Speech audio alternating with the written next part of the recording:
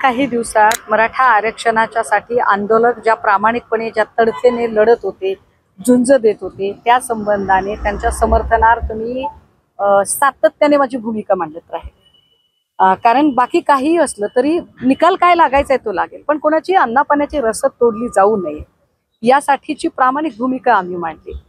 मला जेवढा थोडाफार कायदा कळतो त्याच्यानुसार एक गोष्ट स्पष्ट आहे, GR आणि कायदा याच्यात फरक आहे। आरक्षणाचा कायदा करणं अपेक्षित होतं, त्यांनी GR केलाय। बरं, GR ही केला, तो GR Satara gadget, Aundh gadget, Hyderabad यापैकी फक्त हैदराबाद गॅझेटचा केलाय। बरं, त्याच्यातलीही जर आपण त्या तारखा जर बघितल्या तर तारखांचा घोळ बघता त्याच्यातला फोलपणा स्पष्ट होईल। अहो, इथे कायद्याला लोक चॅलेंज करतात, GRला तर केव्हाही चॅलेंज केलं जाईल। आणि विशेष म्हणजे काल ही घोषणा झाल्यानंतर 1 तासाच्या आत सरकारमध्ये असणारे भाजप नेते आणि भाजपाचे मंत्री सन्मान्य चंद्रकांत पाटील यांनी स्टेटमेंट दिलं आणि सांगितलं की GR मिळाला म्हणजे आरक्षण मिळालं असं होत नाही, तुमच्या GR कधीही कोर्टात चॅलेंज केला जाऊ शकतो, फार भ्रमात राहू नका। हे माझं स्टेटमेंट नाही, हे चंद्रकांत पाटलांचं स्टेटमेंट आहे। योगेश केदार जे या आंदोलनामध्ये फार महत्वाची भूमिका अदा करत होते, त्या योगेश केदारांनी हे स्पष्ट केलं की हा GR आम्ही तपासून घ्यायला पाहिजे होता, आमची घाई झालेली आहे, आमची फसवणूक झालेली आहे। मला स्वतः व्यक्तिशः असं वाटतं की याच्यामध्ये निश्चितपणे फसवणूक झालेली आहे, पण ही गोष्ट आज कळणार नाही, ही गोष्ट आपल्याला 1.5-2 महिन्यांनी जेव्हा हा GR अंमलबजावणीच्या पातळीला येईल तेव्हा कळेल। विशेष सरकारने एका हाताने GR देऊ केलाय आणि दुसऱ्या हाताने हेच सरकार गुणरत्न सदावर्ते सारख्या लोकांना पुढे करून या GRला चॅलेंज करेल। म्हणजेच सरकारने सगळीकडून डाव आपल्या हातात ताब्यात घेतलेला आहे।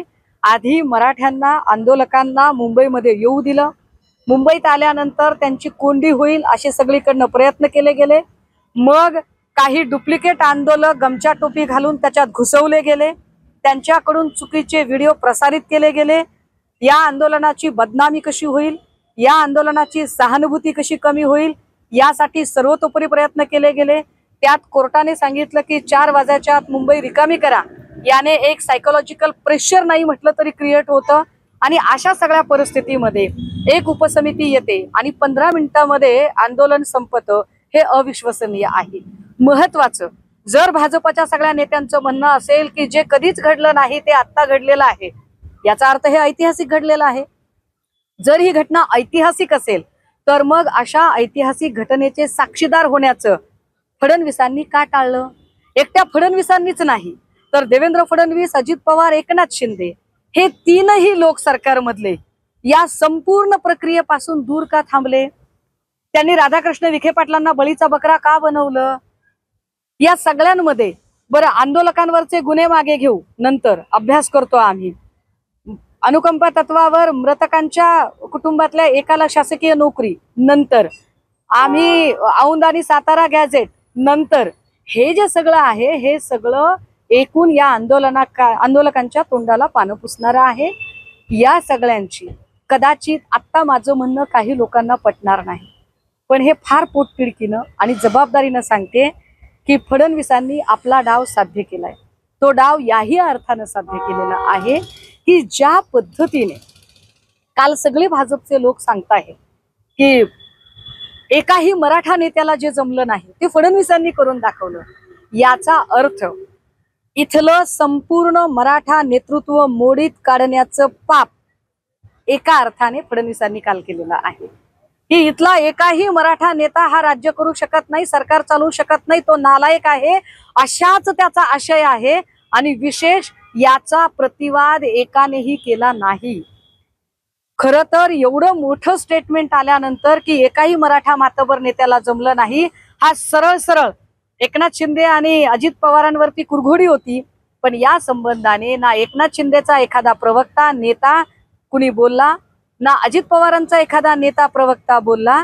विशेष ज्या अजित पवारांच्या आशीर्वादाने अजित पवारांच्या पक्षातले नेते जे कर्जमुक्त आणि दोषमुक्त झालेले आहेत, ज्यांना क्लीन चिट मिळालेले आहेत, त्यातल्या एकानेही अजितदादांची बाजू काल मांडली नाही।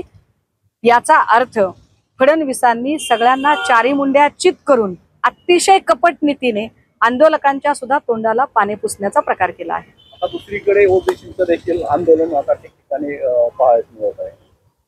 आणि हे बघा, ओबीसीच्या आंदोलनाच्या बद्दल एक सांगितलं गेलं पाहिजे. मी स्वतः ओबीसी आहे, परंतु आता जे ओबीसीचं नाव घेऊन जे बोलणारे लोक आहेत, मला ते लोक आतड्याचे वाटत नाही, ते कातड्याचे वाटतात. कारण आतड्याचे आणि कातड्याचे हा एक फरक असतो ओबीसी मधला. कारण जेव्हा जेव्हा सदावर्ते किंवा अजून कुणी भाजपच्या पेरोलवर काम करणारे जेव्हा म्हणतात की कैकाड्याचं काय होईल, घिसाड्याचं काय होईल, छप्परबंदाचं काय होईल, आम्ही त्यांच्यासाठी लढतोय, हे किती बदमाश आणि दुटप्पी लोक आहेत. या दुटप्प्यांनी एकदा उत्तर द्यावं की असं कोणता असा मतदारसंघ आहे की ज्या मतदारसंघातनं एक छप्परबंद, सिक्कलगार, माकडवाला, अस्वलवाला, दरवेशी, रामोशी, बेरड, बेलदार, बेस्तर, कंजारभाट, लाडलक्ष्मी, नंदीवाला, फासेपारदी, पालपारदी, राजपारदी, गायपारदी, वैदू, चंदनवाला एक आमदार झाल्याचं उदाहरण दाखवावं, एक मंत्री झाल्याचं उदाहरण दाखवावं, एक असा दाखवावा कुडमुड्या जोशी, पोपट जोशी की जो तुमच्या मंत्रिमंडळात बसलाय, जो एखाद्या मोठ्या महानगराचा महापौर आहे. कशाला आमच्या नावाने विनाकारण तुम्ही तुमची पोळी भाजताय? गोर गरीब जो ओबीसी आहे, जो मायक्रो मायनॉरिटीतला ओबीसी आहे, त्याचं कधीच भलं झालेलं नाही. आत्ता जो खेळ चाललाय तो कळसूत्री बाहुल्यांचा खेळ आहे आणि या कळसूत्री बाहुल्यांचे सूत्रधार फडणवीस आहेत, ज्यांना ओबीसींचे खरे प्रश्नच कळले नाहीत, ना इथल्या मायक्रो ओबीसींचे प्रश्न कळलेत. ते कळले असते तर मुख्य प्रवाहातल्या राजकारणामध्ये जो तळागाळातला मायक्रो ओबीसी आहे तो आला असता.